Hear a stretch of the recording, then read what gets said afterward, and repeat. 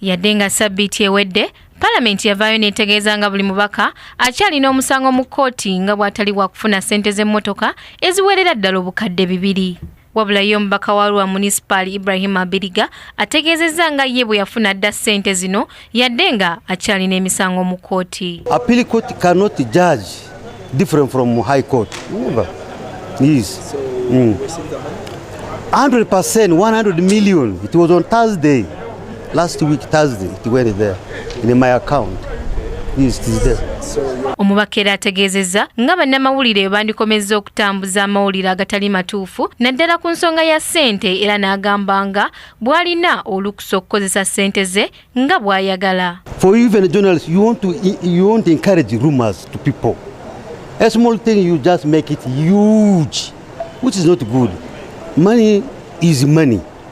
I got 3 times, I got different types of money. 3 times, big money.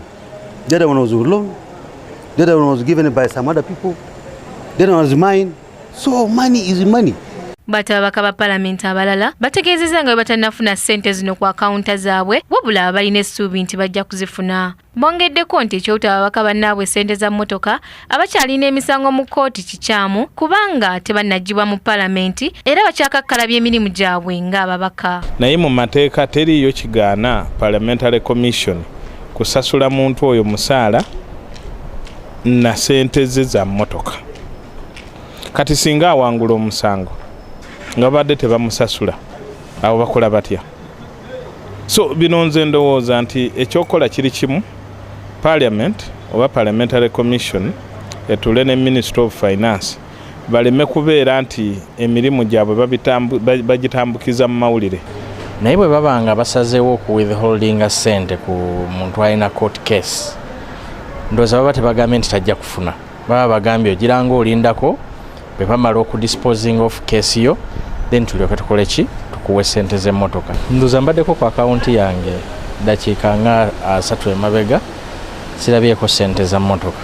Those cases are still there, but all in all I know these people must also get money. Wiki ewedde omwogezi wa Palamenti Chris Obore yavaayo n'ategeeza nga ssente z'ababaka bwe zaateebwa dda ku akawunta zaabwe yadde nga abasinga tebannazirabako era tugezezzaako okumufuna ku nsonga y'obutawa ababaka ssente abakyawera ennemba n'emisango mu kkooti naye tetusobodde kumufuna.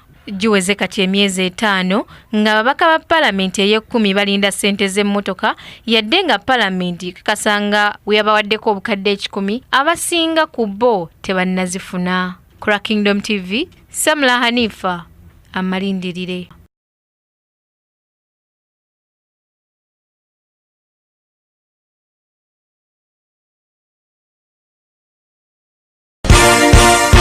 This is Kingdom TV.